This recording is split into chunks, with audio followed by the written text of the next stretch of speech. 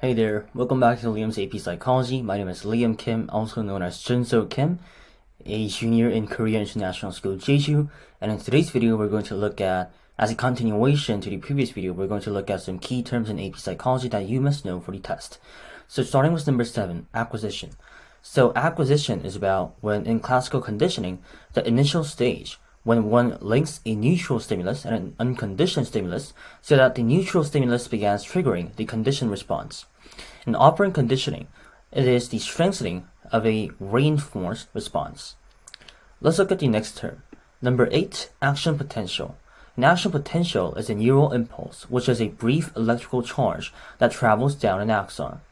So an action potential is exactly how your organisms make a conversation to each other, such as like your brain sends down an action potential to your arm that tells your arm to make a movement, right? So for example, when you're playing sports, when you have to like swing your tennis racket to hit a tennis ball, then an action potential from your brain reaches your arm and then tells your arm to swing the tennis racket.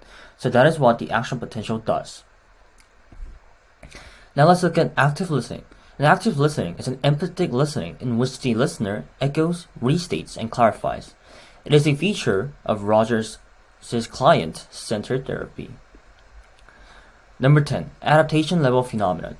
This is our tendency to form judgments of sounds, of lights, of income relative to a neutral level defined by our prior experience.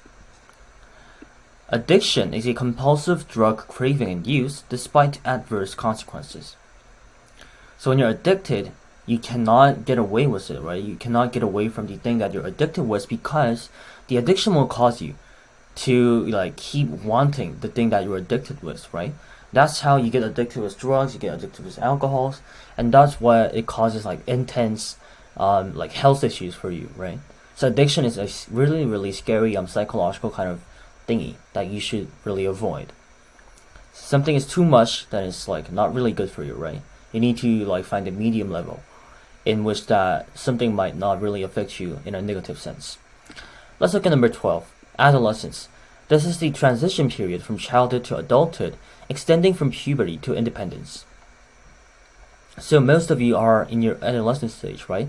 Most of you high schoolers, you are in the transition period from your childhood, like your young self, to your adulthood, your grown-up self. Now you're extending from puberty, and then you are trying to achieve independence as you grow, right? So that's how you are in the stage of adolescence right now.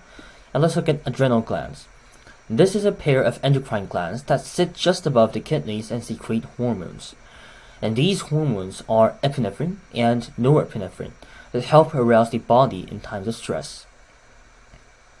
So whenever you're stressed, your adrenal glands will secrete hormones, these hormones, and then it helps you to kind of regulate your level of stress through these hormone reactions. That's how it happens.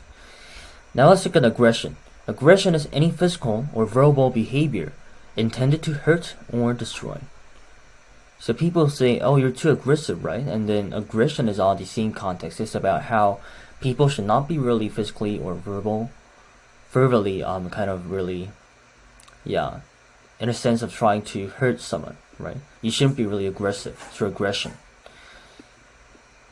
And let's look at algorithm. An algorithm is a methodical or logical rule or procedure that guarantees solving a particular problems.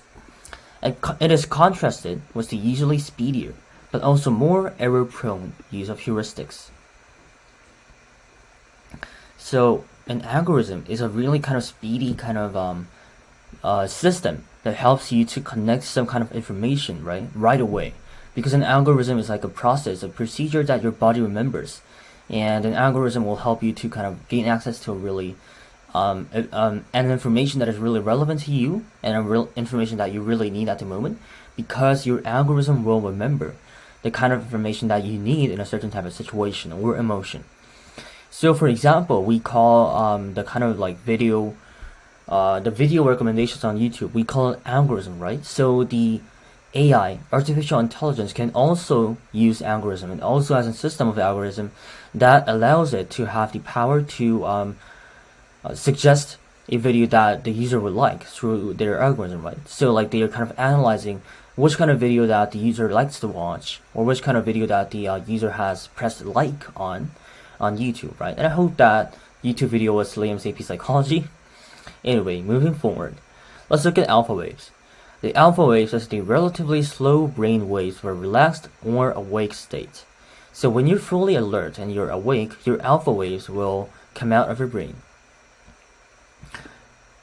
Altruism is an unselfish regard for the welfare of others. It's the opposite of being egoistic, right? Altruism is like caring about others a lot. And amnesia is the loss of memory. Amnesia. Aphasia, on the other hand, although it is not really written at this part of the document, aphasia and amnesia, they sound similar, right? But amnesia is the loss of memory, and aphasia is the situation in which you can't get enough sleep, right? So like because of a disease, because of some kind of like bad body conditions, you're not able to get the sleep that you need, right? So like it's not the same thing as like not being able to sleep because you're too busy, but aphasia is like a bodily issue that causes you to have a lack of sleep. Let's look at amphetamines. Amphetamines are drugs that stimulate neural activity, causing speeded up body functions and associated energy and mood changes. So amphetamines are things that really like boost up your neural activity, so like activities on your brain, which causes you to like have a faster body functions and like have a better energy and a better mood, a really positive mood for you to do one action, right? It causes you to stay more active and physically aroused. Lastly, amygdala is in your brain, and it looks like two lima bean sizes, neutral clusters. And they are in the limbic system, and amygdalas are responsible for expressing emotions. So they're usually related with anger. So people who have a really small amygdala, they usually do not feel like anger or fear. People who have really small amygdalas, but people with large amygdalas, they are more prone to like getting more angered, aroused, and feel fear, right? Because amygdalas are linked to emotions. Right, that's the end of today's lecture. We looked at until number 21, and there are more to go. This is only like half a page of this document. So stay tuned for additional vocab terms, and good luck with your studies. Goodbye.